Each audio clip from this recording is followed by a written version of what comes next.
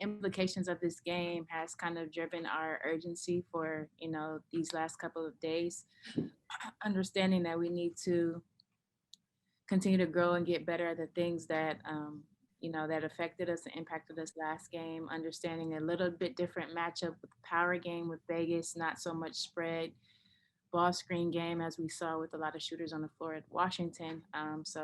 Again, the mindset is to focus in on us and how we can best approach this game. We understand that this is a big game for us, and our focus has been great these past couple of days. Great, thanks, Coach. Just as a quick reminder, we do have a lot of questions, so we'll go with just one quick question and maybe one follow-up. If we have time, we'll circle back around and get you a second time if we are able to. Percy, why don't you go ahead and kick us off? Percy. Awesome. Hey, Coach, I'm just wondering, with these 6 games until your Olympic break, how do you plan to manage that?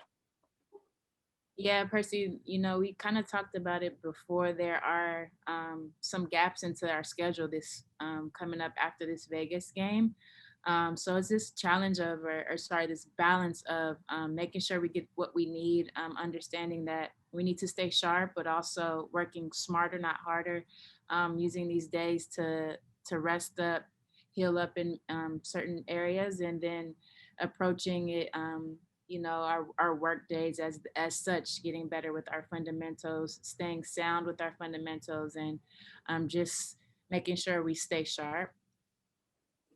And then just with half of your team heading to the Olympics, on the one hand, it would seem like, I'm losing half of my team to, and they're going to play these extra games. But on the other hand, is it easier that way to know that it's not just 1 or 2 that's leaving, but it's en masse, and they're going to do their thing and they're going to be together in some ways? Yeah, I think there's some good things that our situation presents, in that obviously we love that we have a half of our team are Olympians, and they're representing our country, and obviously Australia, and that's great, and they're going to stay engaged and stay sharp with what they want to do. But if you think about the people, our team who will be left, we're going to have quality days with those individuals, whether it's with workouts, with individual workouts, or as a team unit. I think there's some time to build chemistry with that group, and get them feeling good, get them in their sweet spots and understanding one another a little bit more we talk about all the time, without having that training camp time. I think this Olympic break allows for us to have a makeshift training camp with the group, with that group that is here, that remains. There you go. All right, Coach, thank you. Thanks, Percy. Erica, go ahead, Erica. Thank you. Coach, I wanted to ask you actually about the All-Star game. You'll have players that are representing the United States and potentially some players that will be All-Stars. I'm wondering if you think this will be an All-Star game like we usually see, rookie has to do a dunk, or is it going to be a little bit, a little bit more competitive, a little bit more on the line? Yeah, I envision it being competitive, honestly, just because this is a fine tune up for USA basketball. And, obviously the All-Stars, with whoever is going to be picked on that team, you think about having to compete against the best of the best. And so that scenario, it presents itself very unique, because usually All-Star game is fun, laxed a little bit, but there's this kind of quality to that game that you probably see some competitive juices flowing, more so than letting people dunk and do whatever they want, Yeah, for sure. And not only am I representing Locked On Women's Basketball, but also the Locked On Kraken, which is the new Seattle Kraken hockey podcast. So you are familiar with Key Arena. Obviously, the roof is going to be restored at Climate Pledge. But what are you most excited about regarding the new arena? And do you think you can give Vegas some competition as far as being a venue that is desired for WNBA All-Stars to play at?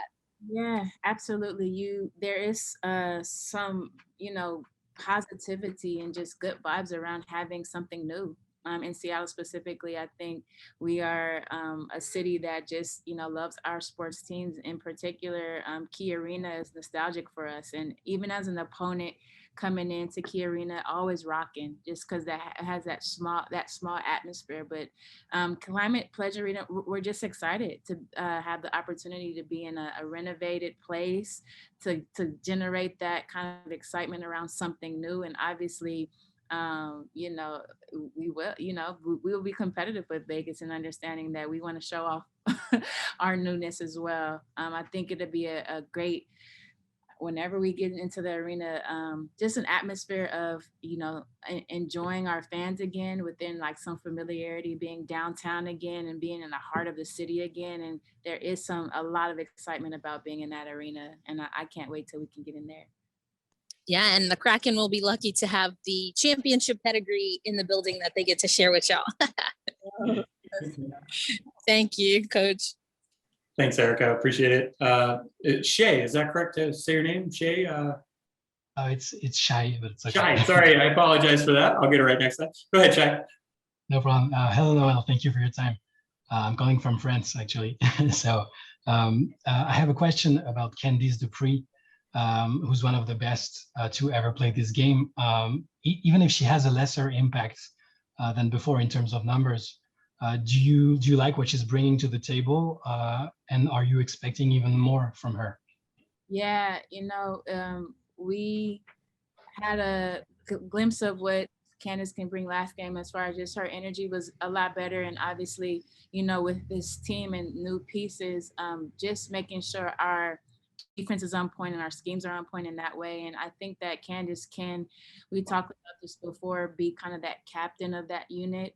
She can be the bucket getter of that unit. She's a vet, and what she brings is her ability to be able to create her own shot and score in that manner. Now it's about putting everything together, the offense and the defense, as well as the chemistry with that unit. And I think that's what we're trying to formulate and beginning to see, is just familiarity. And on top of that, other than X's and O's, the energy is good, and she can bring so much. And I think, yeah, I'm excited to continue to grow that role for her, and understanding what that is for her and what it looks like for her. And it's kind of taking ownership of that unit and doing what she does best and getting her into her sweet spots.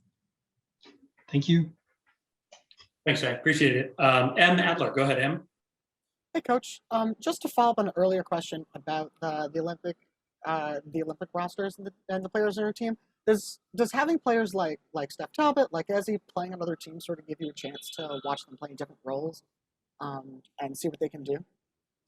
Yeah, it's, you know, interesting. Those, you know, Steph has been in our league for a good while, so we kind of know how she plays. And we talked about her coming into our system and organization, and seeing a lot more than what we've seen on other teams within her sample size. And so I think seeing her in USA basketball, I think it will again, we'll see what she's shown us early on in training camp. I don't think anything will surprise me anymore, because now you see what she does on a day-to-day basis. You see how hard she works, and we understand the player that she is and what she can do on the floor. And Ezzy, you know, we watched Ezzy in different settings as well, watching her in WNBL, and also, you know, watching her grow up in the national team circuit at youth level.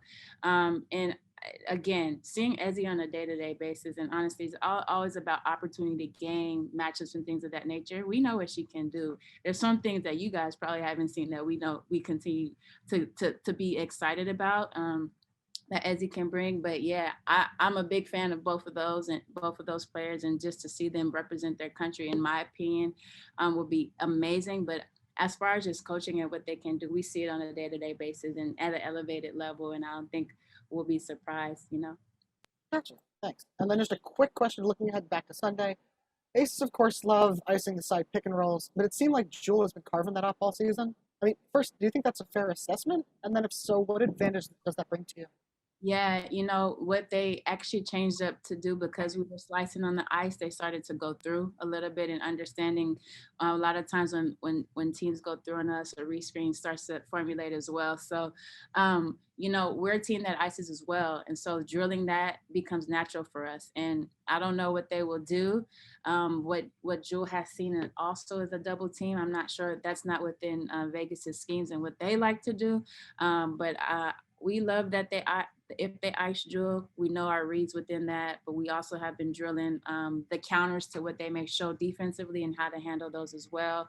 Her consistency and what she can bring, creating her shot, using the ball screen, making putting the big in a dilemma against the ice. Those are things that we will continue to drill and work on, and hopefully, no matter what scheme they bring, we can attack it and counterattack it with whatever they show. Does what you do there ever depend on who's at the nail, or is it just instinct? Yeah, a little bit of both. You know that Vegas actually loads up in their 3-player. A lot of people call it a scram situation as well. So whatever scheme Vegas shows, everything is going to be compact. What it involves, what it entails prior to that is the movement. So you got to get them loosened up. So now maybe that nail presence isn't as prevalent. Maybe the load up isn't quite there. We've lifted the big, we've moved the big and things of that nature. So it's about just kind of chess pieces, moving pieces around to give her a little bit more vision with what may occur, maybe using more step ups in different locations of the floor to eliminate so much clogging going toward the middle. Yeah. Thanks. Mm-hmm. All right, thanks, Sam. An international flavor today. We got France and we got Greece. Christos, Saltas, go ahead and with your question here. Hello, Coach. How are you? Great.